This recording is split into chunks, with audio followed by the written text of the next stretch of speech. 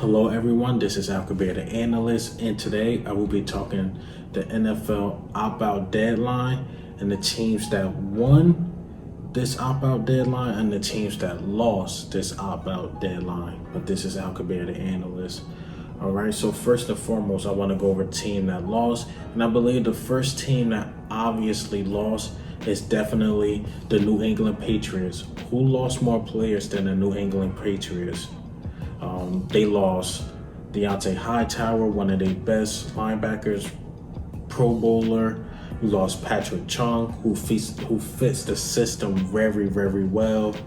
And you lost, I believe, some offensive linemen and Marcus Cannon, Najee Turin. I know they lost a tight end, Matt Lacrosse. I know Marquise Lee. So they lost a lot of players, man. Running back Brandon Bolden. So Patriots obviously lost, and the player, I believe I said this in plenty of videos, but the player I feel bad for the most as of right now is Cam Newton, because Cam Newton is on a 1-year prove-it deal, and he already lost players. Bad enough the offense wasn't even good last year, and just to lose pieces, then you lose pieces on the defensive end. Like Cam Newton really got to make a miracle happen. Luckily, his division not as strong as the other divisions, but I believe that's the division for the Bills to take, because they didn't lose too many players. I believe they only lost 2 players, the Bills. The Miami Dolphins also only lost 2 players, and Albert Wilson and Allen Hurns. And the Buffalo Bills, they lost E.J. Gaines, a cornerback, and a defensive tackle. So I believe they'll be fine. Buffalo Bills, they'll definitely take that division. But once again, I definitely feel bad for Cam Newton. He has to prove it, man. And if he have a bad year, they're going to be like, oh, well, you couldn't do it with Bill Belichick. And that sucks, man. It sucks to be in that position. And your back is literally against the wall. Like, there's nothing you can do about that. Players opt out, health reasons, family reasons, and I absolutely get it. And I'm pretty sure Cam Newton absolutely get it. So his back against the wall already, losing that many key pieces, it's going to be tough for the Patriots. The second team I believe lost as well is the Cleveland Browns. A lot of people not talking about them losing like key pieces or anything. They lost about 4 offensive linemen. And how would that affect Baker Mayfield? Baker Mayfield already struggled last year, and bad enough he's losing guard. He lost 3 guards and 1 offensive tackle. That's gonna be tough, man. That's gonna be really tough for Baker Mayfield. You're losing the offensive linemen around you, and they the ones that wins football games to me. If you don't have the offensive lineman, you don't have time to throw the ball. If you don't have offensive lineman, you obviously can't run the ball. So Cleveland Browns, they definitely lost this one. And yeah, I had high hopes for them going to the wild card, but I don't know now. I really don't. They got a lot of star pieces, of course. Within Odell, we could go there. We could go Nick Chubb, Kareem Hunt also in the backfield. We can go Jarvis Landry, David Njoku, things like that. But all those skill positions doesn't mean anything without offensive protection, man.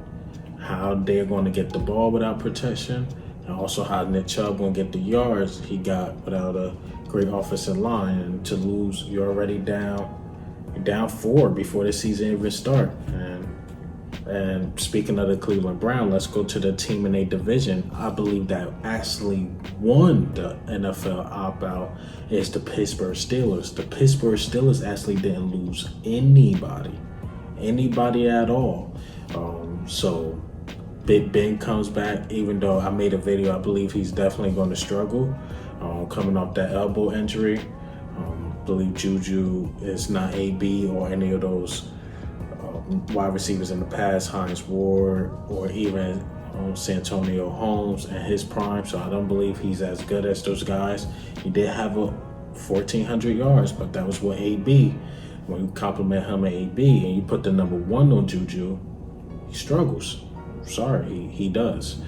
So, but anyway, I believe they one of the winners, and the reason why they are one of the winners is because obviously they didn't lose anybody and they actually gained a quarterback.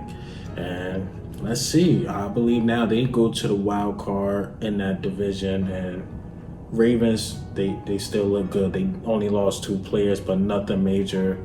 You heard where Hollywood Brown, he gained about 20 pounds of muscle, so he's stronger, still fast as you know what. You still got Lamar Jackson fast, so the speed is still on that offense. So Ravens still got that division, no doubt about it.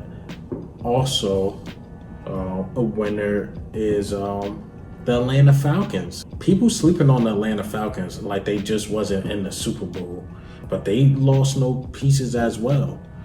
They come back stronger than ever. I believe they are battling for the wild card as well on the NFC side. I believe somebody is going to go to the wild card either from the NFC South, which is going to be either Tampa Bay or Atlanta. Saints, I believe, got that division, but I believe one of those 2 teams, and them not losing anybody definitely gives them a heads up to me over the Tampa Bay. And here's why. Tampa Bay, they have a new quarterback, new coacher, and all of those pieces is great, but all of them gonna want the ball. But we're gonna see how Tom Brady do. He's definitely great with swinging the ball around. That's why he's one of the greatest of all time. But I believe he shows his age this year, even with all those pieces. And Atlanta, I believe they just had the heads up. Got Todd Gurley there. He got something to prove. Matty Ice got to prove that he's still Matty Ice. And they still got one of the best receivers in the league. It's debatable, but Julio Jones. Julio Jones is great. He's going to go down as one of the greatest receivers of all time. So I believe Atlanta has definitely has a heads up. The other winner in this also, I believe, the Philadelphia Eagles. Not saying this to be biased, but we only lost 1 player, Marquise Goodwin, in this opt-out. We did lose Brandon Brooks, but I've been reading reports, also seeing YouTube videos that he's on the active PUP list. So Brandon Brooks actually has an opportunity to play this year, which is insane. They just called it off. Once you tore your Achilles, that'd be it. But I'd be shocked to see him play. But once again, we only lost 1 player during the opt-out. We also got Alshon. He'll be coming back. Hopefully he doesn't miss 6 weeks. Deshaun Jackson, Jalen Reagor, list goes on. Our secondary got better with Robbie Coleman, Darius Slay. I could talk about the Eagles all day, but we definitely won this NFL opt-out because we only lost 1 player. We lost a player we didn't even have. Was he going to make the team? I don't know. Was he even going to get playing time? Was he just going to play special teams and things like that? I don't know. But we definitely lost a player that we didn't even use or even get a chance to use to see how he played in our system with the Philadelphia Eagles. But we definitely won this opt-out. I believe we won this opt-out, Steelers, and also Atlanta Falcons. And who obviously lost to me is the Cleveland Browns and the New England Patriots. But give me your list of teams that won and lost the all-NFL opt-out. And are we going to have a season? Once again, let me ask this question on are we going to have a season? But this is Al Kabir, the analyst. I am Ghost.